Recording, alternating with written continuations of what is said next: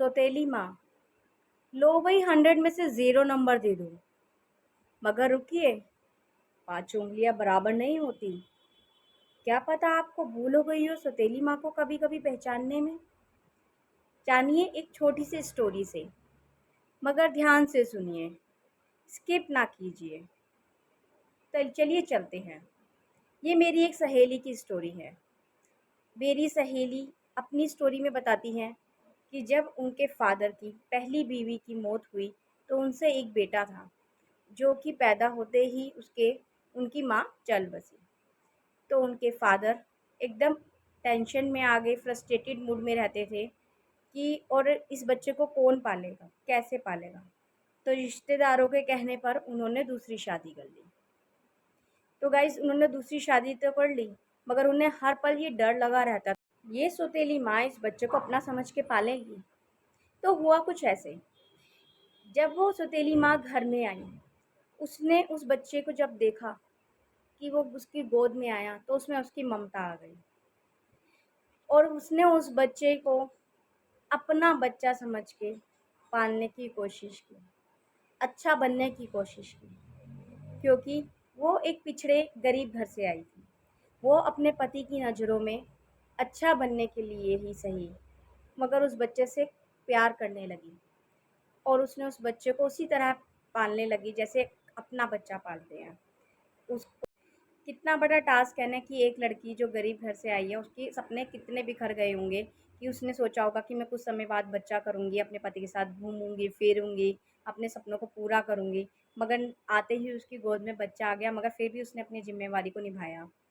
कुछ साल बाद, 5 साल बाद फिर एक उनको प्यारी-सी बेटी हुई, जो थी मेरी फ्रेंड। तो गाइज़ ऐसा अक्सर होता है कि जब छोटा बच्चा घर में आता है तो बड़े बच्चे की तरफ थोड़ी अटेंशन कम हो जाती है।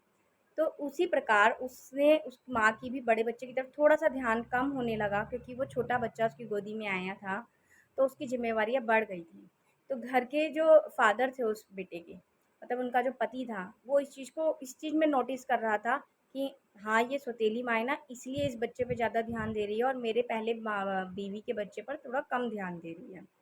तो उसको धीरे-धीरे घर में लड़ाई झगड़ों में ये बोलने लगा।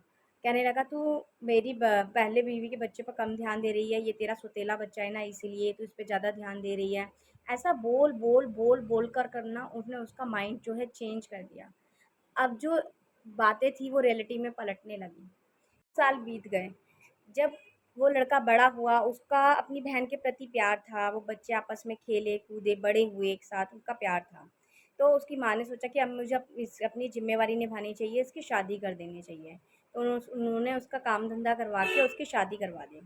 शादी करने के बाद एक जनरेशन गैप होता है सास और बहू में, जो कि उसकी बहू से उसकी बन ना पाई। तो इस बात पर जो बहू बार बार ब्लेम करने लगी लड़के को, वो भी कहने लगी कि तुम्हारी माँ सौतेली है, इसलिए वो मेरे से ऐसा बिहेव करती है। उसकी बहू के घर वाले भी यही बात बोलते हैं कि तुम्हारी माँ सौतेली है, इसलिए वो हमारी बेटी के साथ ऐसा व्यवहार कर रही है। और ये बात उस लड़के के दिमाग में बैठ गई और वो सोचने लगा कि हाँ, मेरी माँ सौतेली है, इसलिए ये मेरी बहू के साथ ऐसा व्यवहार कर रही है। तो वो अपनी पत्नी को लेकर के उससे अलग हो गया। फिर उसके अपने खुद के बच्चे हुए। जब उसका पहला बच्चा हुआ और उसके 5 साल बाद उसका दूसरा बच्चा हुआ, उस दूसरे बच्चे पर उसकी बीवी का ज़्यादा ध्यान जाने लगा और वो छोटी-छोटी बात पर बड़े बच्चे को डाँटने भी लगी।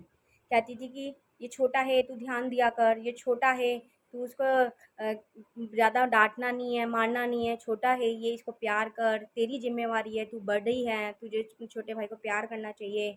इस तरीके से उसकी पत्नी भी अपनी बड़ी बेटी को अपने छोटे बेटे के लिए जो है बोलती थी। तब उसने अंदर ही अंदर ये रियलाइज़ किया कि ये तो प्रकृति का नियम है। जो मेरी माँ को मेरे पिताजी बोलते थे कि मैं सौतेला हूँ, इसलिए वो मेरे से ऐसा व्यवहार करती है, आज मेरी बीवी भी तो वही कर रही है, जबकि उसके तो दोनों बच्चे अपने हैं। तो उसको समझ आने लगा, उसे समझ आने लगा कि ये प्रकृति का नियम था और खामख़ा वो बेचारी सौतेली माँ का टैग जो है उसको लगा दिया गया था। फिर थोड़े समय बाद उसकी बीवी के भाई की शादी हुई, तो वो अपने ससुराल गया, तो उसने देखा कि उसकी सास से उसकी बहू की भी नहीं बन रही है और उसकी सास भी उसको प्रताड़ित कर रही है अपनी बहू को। तो उसने देखा कि उसके साला और सलज भी अलग हो गए।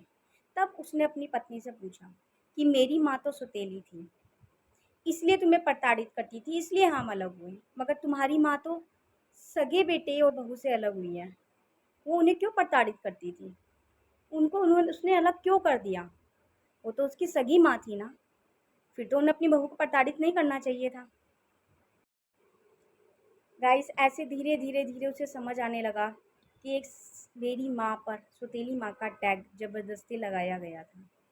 थोड़े समय बाद उसके अपने बच्चों की भी शादी हुई। उसके अपने बेटे ने भी अपनी उसकी अपनी पत्नी से उसकी नहीं बनी बेटे बहू की, और वो भी अलग हो गई थी। तब उसे समझ आया कि जो प्रकृति का नियम था वही चला आ रहा था, मगर ये जो समाज है, इन्होंने मेरे दिमाग में डाला था वो सौतेली माँ है, और उनके दिमाग में डाला था कि ये पहली बीवी का बच्चा है और तू सौतेली माँ है, तू उसे अच्छे से नहीं रख रही।